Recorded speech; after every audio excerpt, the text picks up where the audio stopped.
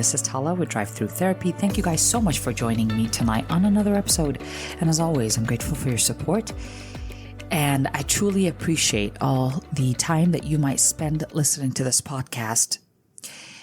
Early on in my own self-awareness and the work that I had to start doing on myself, audio was a big tool for me.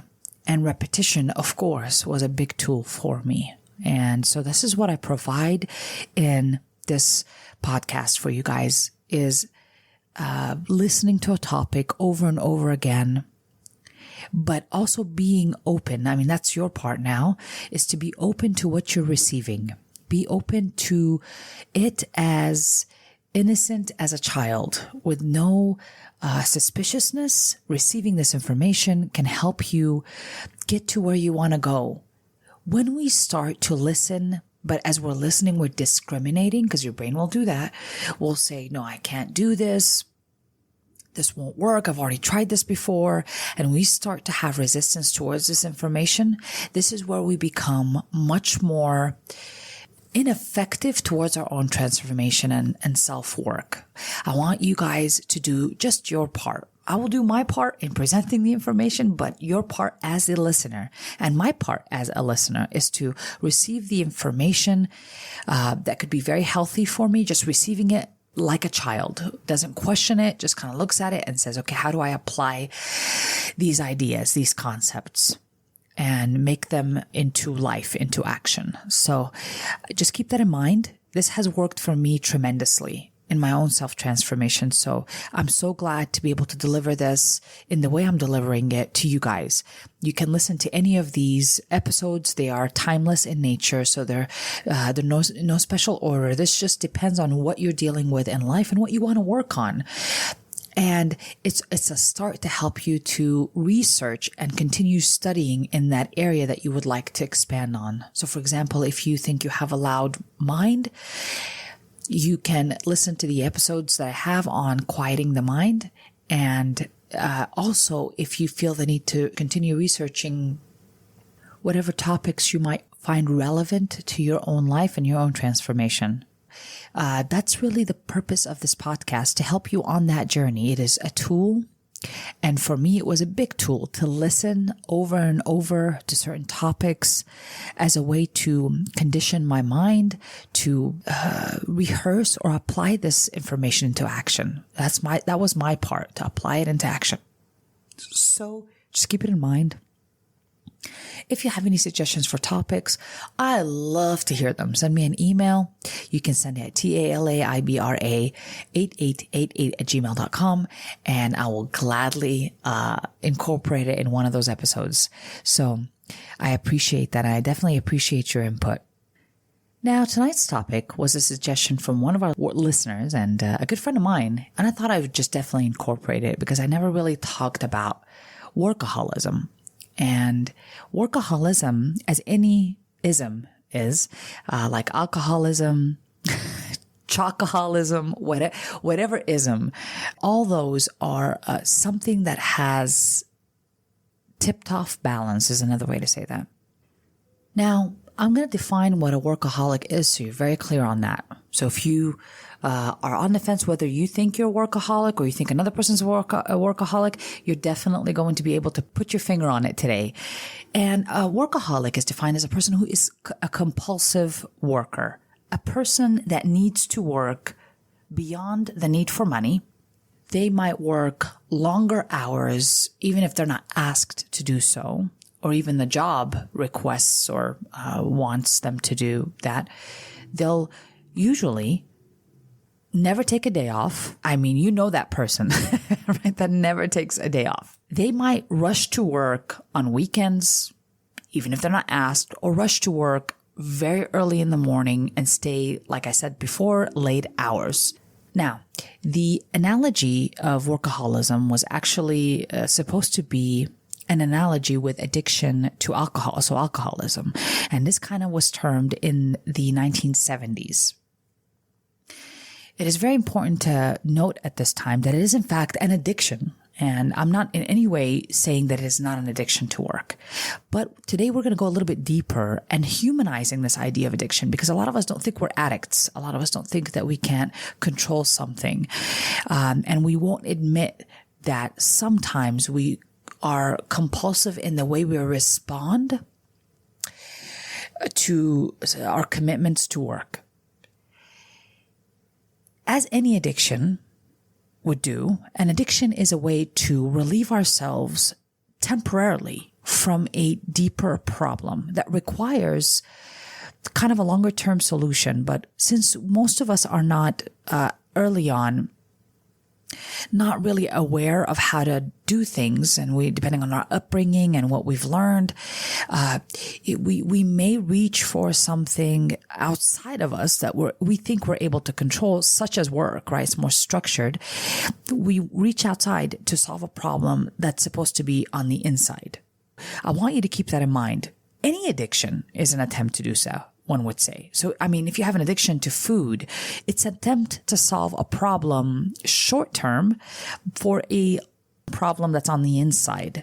And if you think about it this way, it'll help you understand what's the difference between just working versus workaholism. Now, we need to look at how work itself could end up being an addiction. You kind of have to understand what work would be a relief from. Work is not a personal thing, if you think about it. It's not meant to be. Now, if you are so deep into work, more often than not, now it becomes personalized. But it's not necessarily a personal thing. Work has a structure that maybe my home life may not have. I'm able to control outcomes at work. I'm acknowledged for the work I do. So if I stay long hours, bring up numbers, do reports on time, I'm going to get acknowledged for those things. I'm going to be told good job, give or take. Okay. So it is a form of reward that I get that I may not receive when I go home. So when I go home, I might get my spouse telling me that I should have taken out the trash, or that I didn't have sex with them that night, or that they might be upset because I didn't cook that day, or something. So I'm not able to control at times the emotional quality that I can get at home. I might also be a person who's emotionally unavailable. So in a lot of ways, I have trouble with emotions. What to do with them, how to be available to other people's emotional needs. If I have kids definitely need a lot of emotional availability. And so work can act as a way to run away from my need to be emotionally available to those things that need me, right?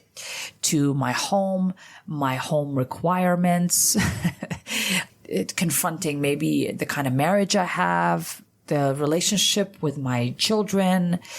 I may not want to confront these things. And the best way that I can confront them that society would accept would be work. Especially when I've seen work give me such rewards, right? They provide that short-term relief. They get me away from the things that I need to confront, but they do it in a way where nobody can argue that, because I go to work and I make money. You know, I bring home the bacon. Why would you be worried about or concerned about whether I'm or question whether I'm available to my family or not? I'm working. Somebody has to earn the money. And so I can use that argument to get away from my need to be emotionally available to my family or to my relationships or even to myself. You know, I remember as a single woman before my son, I wouldn't pay attention to the other aspects as much as I would pay attention to my work.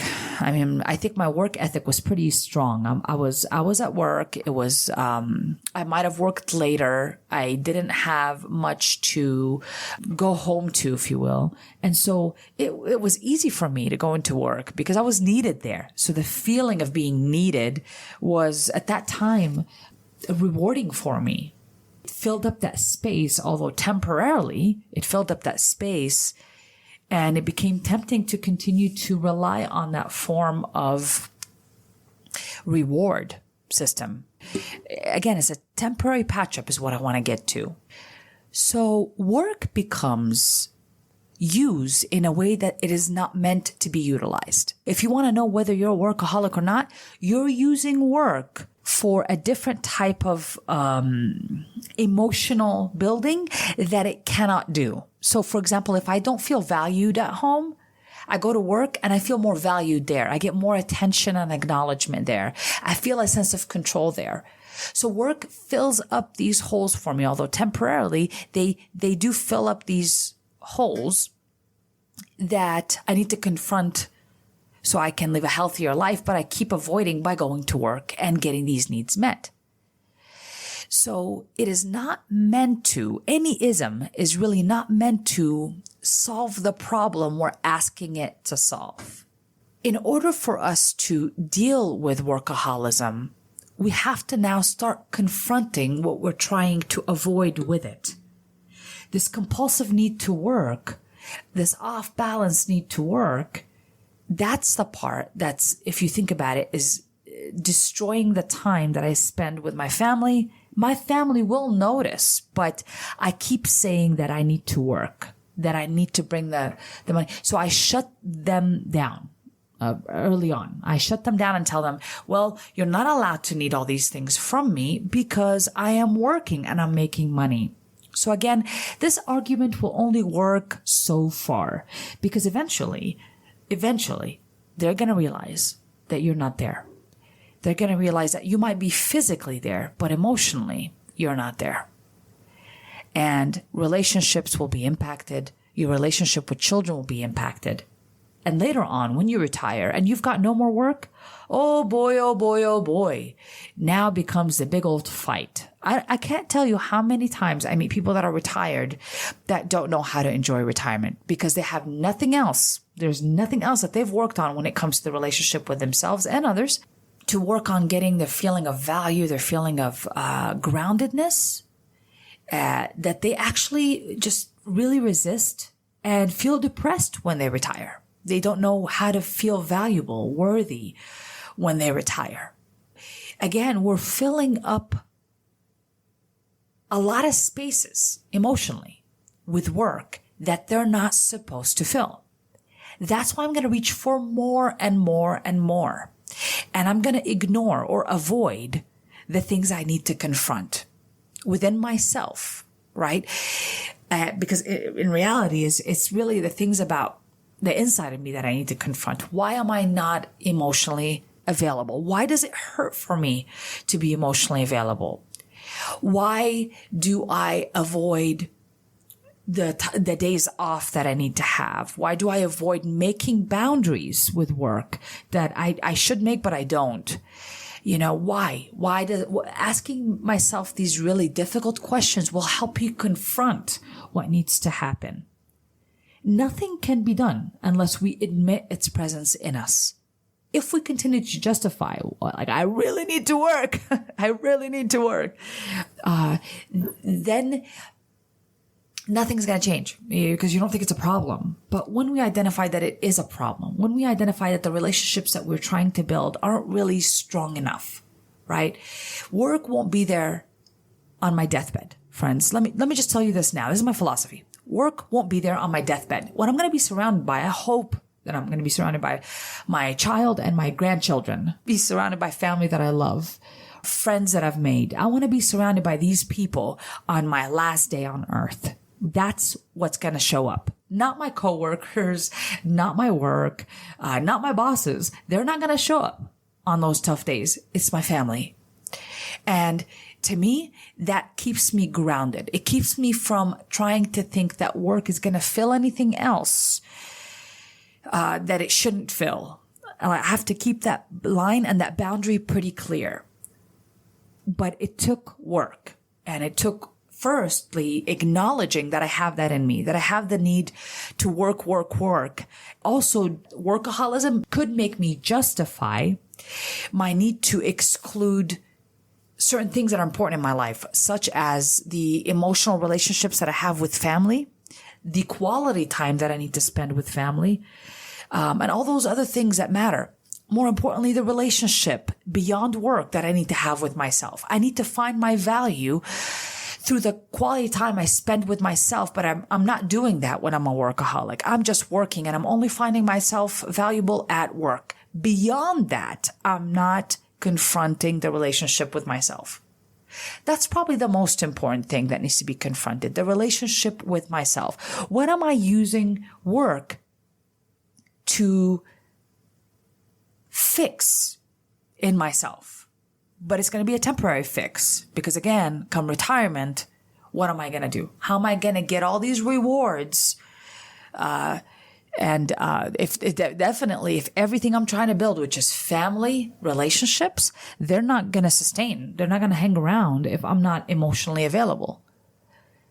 So what am I doing here with work? What's my motive here? And I need to make that very clear to myself and be honest with myself of what am I using work for? And it's usually an unintended thing that work is to be used for. One of my favorite sayings, I don't want to live to work, I work to live. And that's appropriate. That's really nice, gentle way of looking at it. Work is just to get you to do the things that you really also enjoy doing. It doesn't mean you can't enjoy work, but I don't personalize it. It's not something where I go and I'm losing my emotional balance from, and I'm using it to justify feeling suffocated, depressed. I'm taking it out on people. I'm coming home and I'm just pushing people away because I had a rough day at work. Do you see what I'm saying? Like this is not healthy, friends. I could really understand that. It doesn't mean that you don't work. It doesn't mean that you might not stay overtime or work a little extra if you need to. But what I'm trying to say is really honestly check yourself if you are doing it for the wrong reasons. If you're trying to fix something that you cannot fix at work, if you're trying to avoid something you need to confront, but your discomfort in confronting, such as maybe emotional availability. I don't know how to be emotionally available, so I go ahead and just avoid that by saying, I'm going to go to work. You know, all of those things I need to look at and be honest with myself. Why am I working the way I do? When you check your motives and you're pretty clear on those, I promise this gets better. This gets better for you and the people around you, and everybody benefits. So once I check my motive, then I'm going to have an honest look at my work hours, an honest look at the expectations I have of myself and the way I work.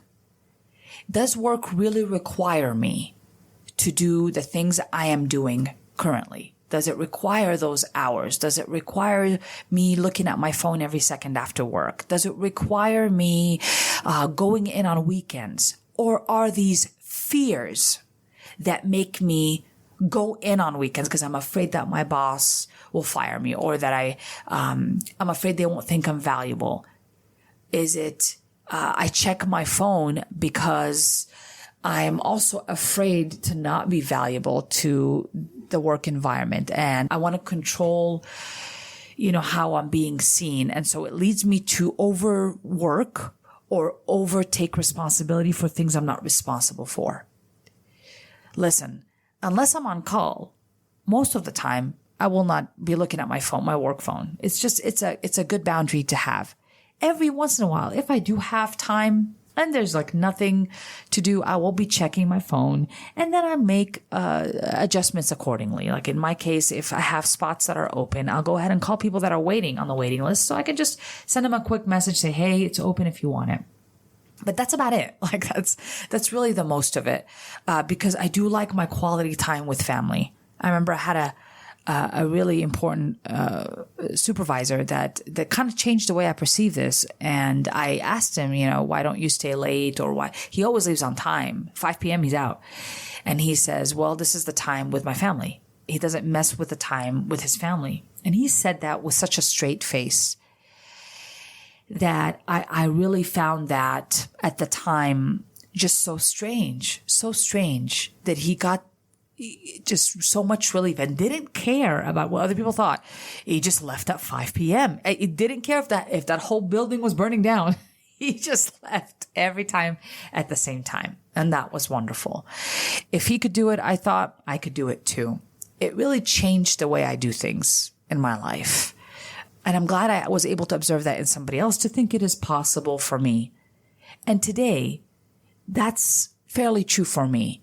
I work 4 days a week, and I do that for the benefit of all, because I could lose myself at work. I could think I'm so valuable and meet my needs, my emotional needs at work, and avoid the things I need to do to build for a long-term stable future, right? Which is my family, which is the people that are going to be around on my deathbed. Like I want to be there for them. I want to make those memories with them. These will matter. This is my legacy. After I'm gone, the stories and the memories they'll have of me is my legacy after I am gone. I want to make sure that gets very clear in my head. And so I maintain a 4-day schedule. Now, every once in a while, I'll work on a Friday, but it's kind of a rare thing now. I might just do 1 or 2 hours here and there, but it won't be like an actual 5-day week for me. It is a 4-day week.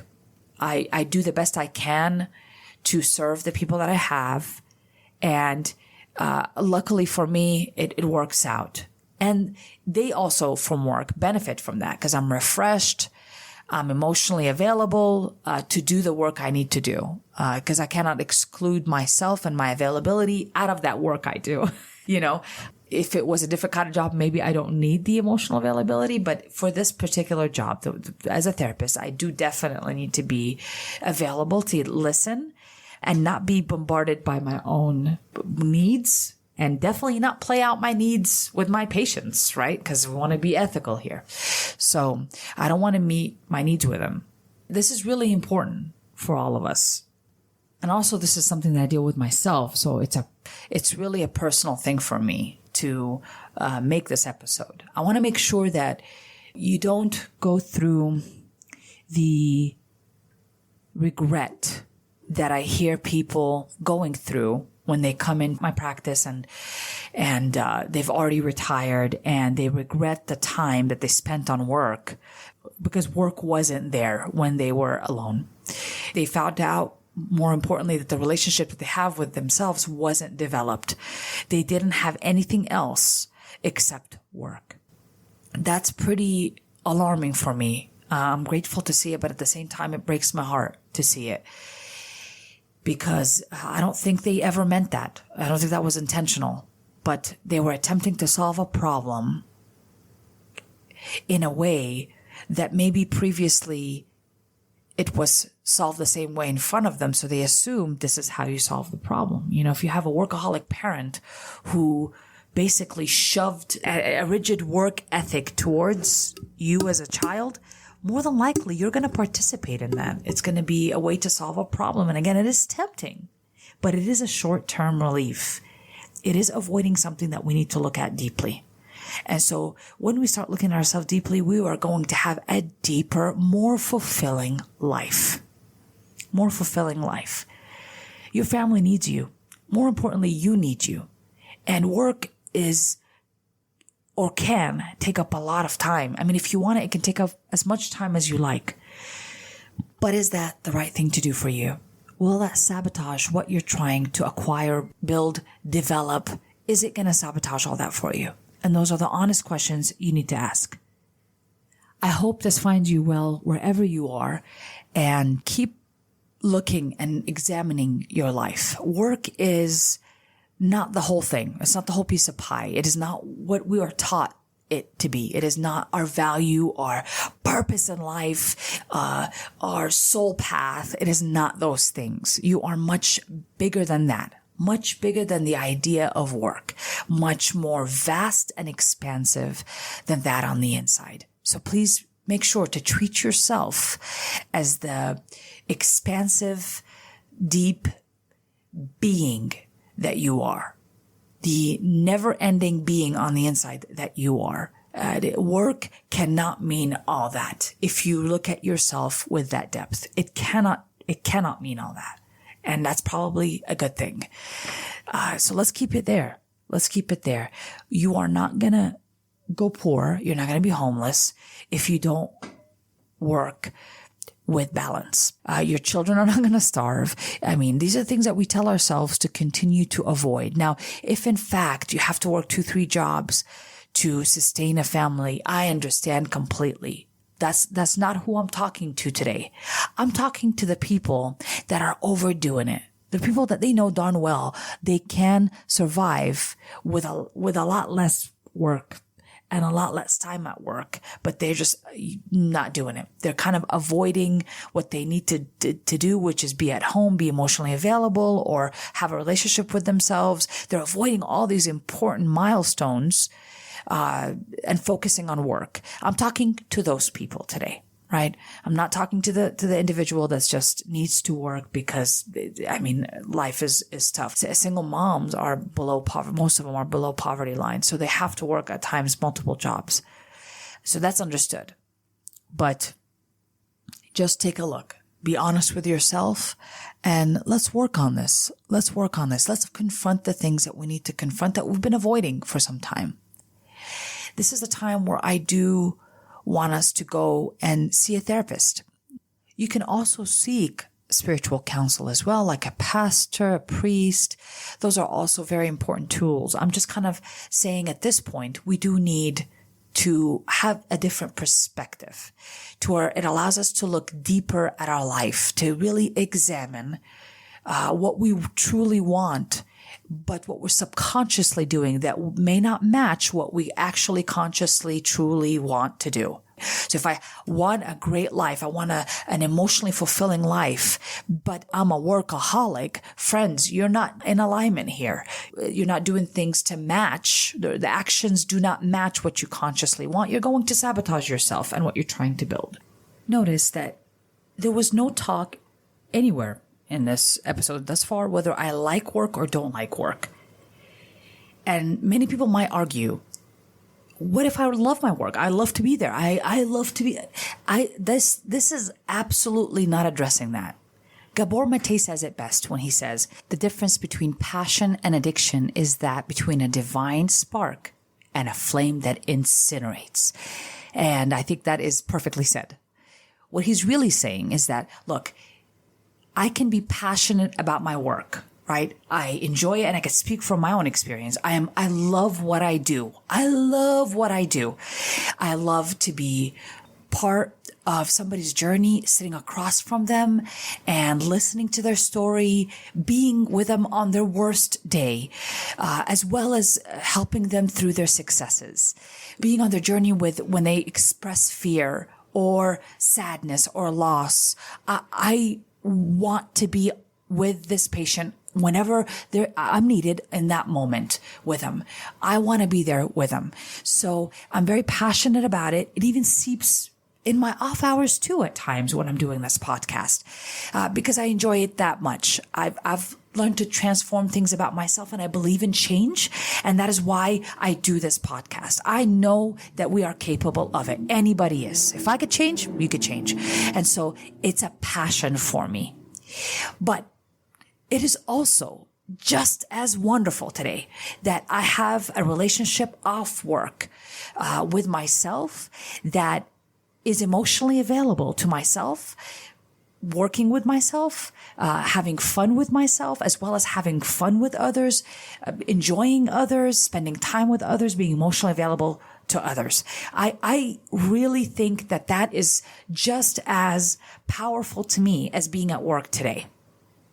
So we want to make sure that we balance that. We want to thicken the quality of the relationship we have in our home life. It is appropriate for us to have a passion, but we don't want to burn the house down, right? Me being passionate at work should never mess up my home life and not make me available to people and burn my house down and burn everything I'm trying to work towards down. I love that this is being said. I want to make sure that I note this at this point because I don't want people to confuse it.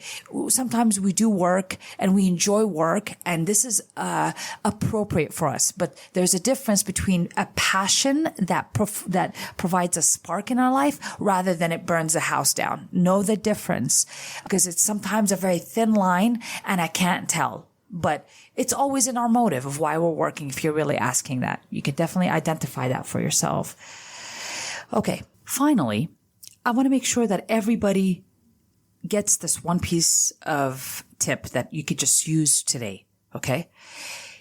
Generally speaking, for anybody, whether you're a workaholic or not, watch out when you're talking about work on your off hours. How much time do you spend on that? Is that everything that you've got? How much does it consume your life? The people around you know that you're not available at this time.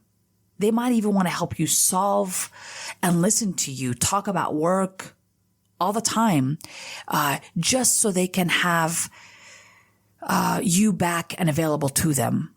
The people around us that love us are going to listen to us. They're going to maybe take upon my problems when I'm complaining to them about work. They might listen to us. They might even emotionally invest in, if you have a villain at work, if you have a nemesis at work, they're going to invest in that, in your nemesis as well. And so I don't want us to unintentionally make people that love us also invest in our work.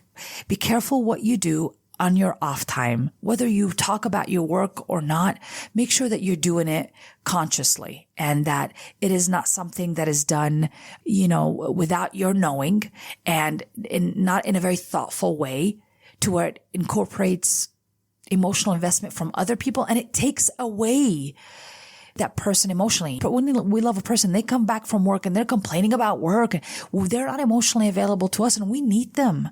And so, unfortunately, we try to get them back by being there and available for them and listening to them about work and listening to them about their nemesis and how they, dealt with them today and what they're going to do later. We invest in that. I hope that makes sense. So just be careful.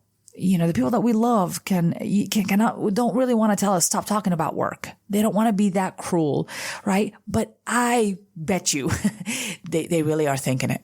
And so let's help them out by incorporating that boundary. And that one you could do today. Today, when you get back from work, just don't talk about work. Really be available as much as you can to the moment and try to resolve work at work, not at home. We don't want to emotionally escape our time at home by thinking about work. It's just not healthy. Thank you guys so much for spending time with me. I appreciate you, and I'm sending you love and light.